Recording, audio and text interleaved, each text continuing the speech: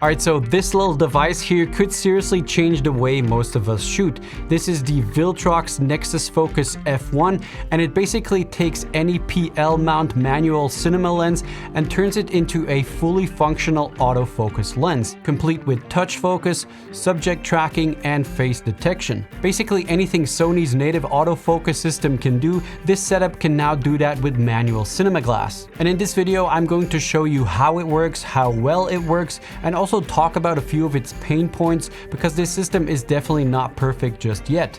Now, full transparency, Viltrox did send this adapter out for me to test and review. However, I'm not getting paid by them, and all opinions in this video are my own. So up until now, if you wanted any kind of autofocus with manual cinema lenses, you were basically looking at systems like the DJI Focus Pro, which relies on its LiDAR. And while it works well, and I found the user experience with that system really good, it definitely has some limitations, like for example shooting in direct sunlight or fast subject tracking at long distances. This Viltrox adapter, however, takes a very different approach. Instead of LiDAR, it taps directly into Sony's built-in autofocus system. And assuming your lens is reasonably sharp, autofocus performance with this system can be similar to what you get from a typical autofocus lens on the camera, which is honestly pretty impressive. And by the way, all the tests you'll see in this video are done with my Sony a7 IV, which still to this day has some of the best autofocus out there. So if you've got an older Sony body with an older autofocus system, your results may of course vary. So at its core, this adapter is basically a PL to Sony E-mount adapter, like you might know from other brands. On the back though, there are electronic contacts, which is really what sets this adapter apart. That electronic communication is what allows the adapter to use your camera's autofocus. One other difference is this LCD screen on the top, which displays your current lens profile to which the adapter is calibrated. You can select different lens profiles using the two buttons on the side. Besides that, this package includes two motors, one for focus and one for iris. There's also another kit with 3 motors if you want one for zoom as well. On each motor, there's a button that handles the direction depending on where the motor is mounted, left or right. And by holding this button on the side here for a couple of seconds, you can switch between focus, iris, or zoom control. Then there's also this power distribution box, which we'll talk about a little bit more in a second. And there are several USB-C cables and a D-tap to USB-C cable. Now let's have a look at a few tests and see how well this thing works. So in this first test, I'm seeing how it performs with tap to focus. And as you can see, it works perfectly. It focuses exactly where I tap on the screen, and there's also no sign of focus hunting or hesitation or anything like that. Also, when holding an object right in front of the camera, it stayed locked onto what I had tap focus onto. With tracking disabled and moving an object in and out of frame and also moving it away and towards the camera, it was able to hold focus pretty well. Maybe not as fast as native Sony glass, but it did a good job. Next, I tested how it performs with face and eye tracking. I first did this with my Siri Ironstar Anamorphic. And as I'm moving around in the frame, you can tell that it's tracking me perfectly fine. Also, when I move away from the camera, it stays locked onto me. And when I then run back towards the camera, it does that focus pull back really well. When moving in and out of frame, it was able to catch focus onto me again really quickly. Only this one time it hesitated a little bit, but besides that, it performed very good. I also did these tests on the Nisi Aureus, and again, the results were excellent. So I'm confident in saying that the autofocus communication between the camera and the adapter works really well. It's also worth mentioning that all of these autofocus results depend on how you have your autofocus dialed in on the camera.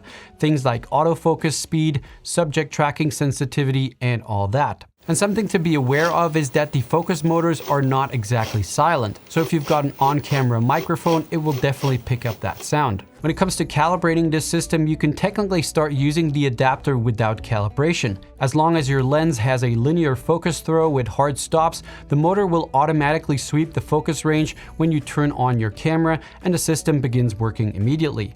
But it won't be perfect, so it is recommended to do a full calibration in the app. And one note on that calibration process before I show you how it works: during calibration, the camera needs to be set to center focus mode, not wide or full area autofocus, and you'll also need to turn on focus peaking and disable face and eye tracking. And because the system tests focus all the way down to something like T8 or T11, lighting can also become an issue, so I suggest setting the camera to auto ISO during calibration. Now these settings are only required for calibration, and you can change them back to whatever you want afterwards. So lens calibration is handled through Viltrox's NexusFocus app, which you'll need to connect to the adapter via Bluetooth. So far the app is only available for Apple devices, but Viltrox is working on an Android version. Anyway, that's why you'll see me using this giant iPad, which I had to borrow to do all of this. Anyway, Viltrox also provides a focus chart, so you just stick that onto the wall and the rest is done inside the app. You give the lens a name, input the focal length, set the minimum and maximum aperture values, and the closest focus distance of the lens. Then you need to set the aperture scale of your lens. You can also set the focus scale, but it's not necessary for most lenses. Once all of that is done, you save the profile and hit calibrate. The app will prompt you to reboot the camera and then the system will take over. The camera will rack focus across the focus chart at different aperture settings, and that entire process takes roughly 4 to 6 minutes per lens. And I wish I could say that the calibration process was really all that easy. I tried calibrating Siri Ironstar Anamorphics, Nisi Aureus lenses, and also 7 Artisans Infant lenses. And some worked fine, however, some lenses simply wouldn't calibrate for some reason, and then after maybe 10 tries, they suddenly did calibrate, and I have no idea why. The app also still has a few bugs, which Viltrox are working on fixing so that the calibration process is a more enjoyable experience. One thing I can recommend when using a system like this is combining it with a monitor that supports camera control. I, for example, got this Portkeys LH7P. It's a 7-inch monitor that supports camera control for Sony cameras. So that means I have tap to focus on this big monitor instead of having to use the little Sony screen, which I think makes the workflow with this system a lot more enjoyable. There's a slight delay compared to Sony's built-in screen, but for most of the stuff it will be perfectly fine. So like I said in the beginning of the video, there are a few pain points or points of improvement with this system. The first issue has to do with the cables and how you set this thing up.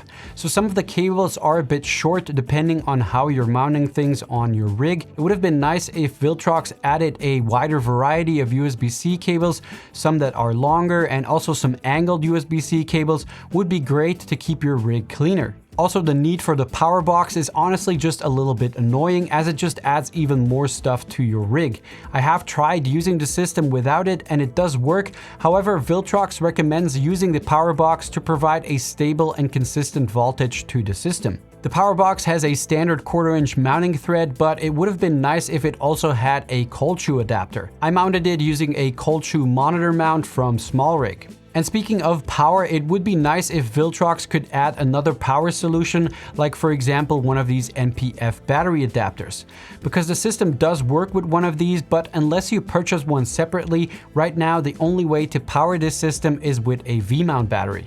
I would have also wished that the screen on the adapter was positioned on the side, because where it is right now on the top, I can't see it once I have this thing rigged. Of course, this is mainly due to this SmallRig cage that I have, which is sticking out a little bit, but also if you have a top handle or a monitor, it's just gonna block the display. And lastly, the way this system works right now, you're not able to easily override autofocus, which in some cases is a little bit annoying. You can of course toggle between autofocus and manual focus in the camera's menu, but then the motors would still be in the way and you can't really do anything. It would be great if Viltrox are able to add this somehow, or maybe even offer a kit with a hand unit where you're able to override autofocus more easily, and I think this would make this system a lot more complete. So at the time of recording this video, this system is only available for Sony E-mount through Kickstarter for around $800.